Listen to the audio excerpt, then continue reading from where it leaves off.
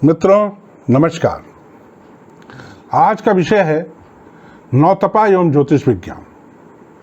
आधुनिक भारत में अज्ञान के कारण प्राचीन ज्ञान को नहीं माना जाता है, जबकि हमारा प्राचीन भारतीय ज्ञान भारतीय मनीषियों के द्वारा किए गए भारी शोध का परिणाम है।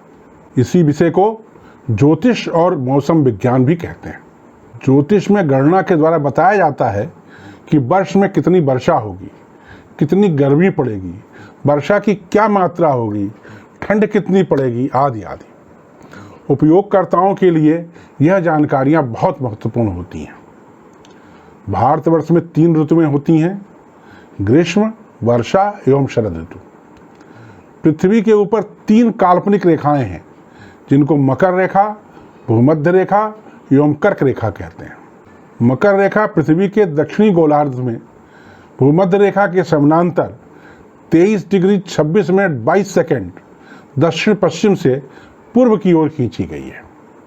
यह एक काल्पनिक रेखा है। 22 दिसंबर को सूर्य मकर रेखा पर लंबवत चमकता है और इस समय भारतवर्ष में काफ़ी ठंड पड़ती है। मकर रेखा पर चमकने के उपरांत सूर्य पृथ्वी के घूमने के कारण वापस भूमध्य रेखा पर पहुंच जाता है। इसके उपरांत वह कर्क रेखा की तरफ पृथ्वी के घूमने के कारण पहुंचता है। कर्क रेखा भूमध्य रेखा के समानांतर 23 डिग्री 26 मिनट 22 सेकंड पर ग्लोब पर पश्चिम से पूर्व की ओर खींची गई काल्पनिक रेखा है। इस रेखा पर सूर्य 21 जून को उसके लंबवत चमकता है। उत्तरी गोलार्ध में यह दिन सबसे लंबा एवं रात सबसे छोटी होती है। यहाँ पर इस समय बहुत अधिक गर्मी होती है। भूमध्य रेखा भारतवर्ष से होकर नहीं जाती है, परंतु कर्क रेखा भारतवर्ष के बीच से उज्जैन आदि शहरों से होकर निकलती है। उपरोक्त से स्पष्ट है कि भारतवर्ष का मौसम भूमध्य रेखा और कर्क रेखा पर के बीच में सूर्य के भ्रमण पर बहुत हद तक निर्भर है। नौतपा भी सूर्य के भ्रमण की वजह से ही पड़ता है। यहाँ पर हमारा सूर्य के भ्रमण कहने का आशय यह है कि पृथ्वी जो सूर्य के चारों ओर चक्कर लगाती है, वह उस पर सूर्य किस जगह पर आता है। नौतपा भी पृथ्वी के भ्रमण की वजह से पड़ता है। 21 जून को जब सूर्य की किरण सीधे कर्क रेखा पर पड़ती है, उस समय भारतवर्ष में मानसून भी आ जाता है।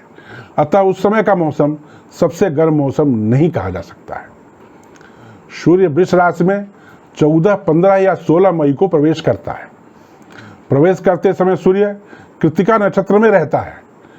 इस वर्ष सूर्य 14 मई को रात्रि 3:01 पर वृष राशि में प्रवेश करेगा और उस समय कृत्तिका नक्षत्र रहेगी।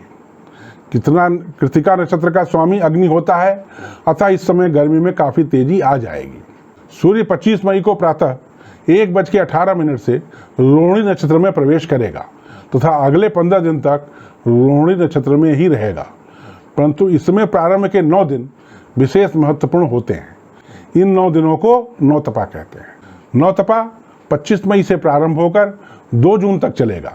इसके शुरुआती 5 दिन में अर्थात 25 से 30 मई तक सूर्य के साथ बुध, शुक्र और राहु भी रहेंगे। बुध पूर्व से अस्त है, शुक्र 29 मई से अस्त हो जाएगा। इस प्रकार शुक्र के अस्त होने के उपरांत गर्मी में 29 तारीख से 2 तारीख तक अत्यंत तेजी आएगी। 25 से 29 तक हो सकता है कि थोड़ी बहुत बारिश हो। नौतपा का उल्लेख केवल मध्य प्रदेश के पंचांग में होता है। काशी, बंगला, मराठा आदि पंचांगों में इसका विवरण नहीं मिलता है। सूर्य जब रोहिणी नक्षत्र में आता है तो उसकी तपन बढ़ जाती है। इस तपन के कारण मानसून के सक्रिय होने का समय प्रारंभ होता है। अगर नौतपा बहुत गर्म न हो तो मानसून भी अच्छा नहीं होगा। हमारे देश की पूरी अर्थव्यवस्था मानसून पर टिकी हुई है। अतः ईश्वर से प्रार्थना है कि देश में अच्छा मानसून हो और अच्छे फसल रहे, भारतीय स्वस्थ रहें, समृद्ध रहें। जय मां शारदा।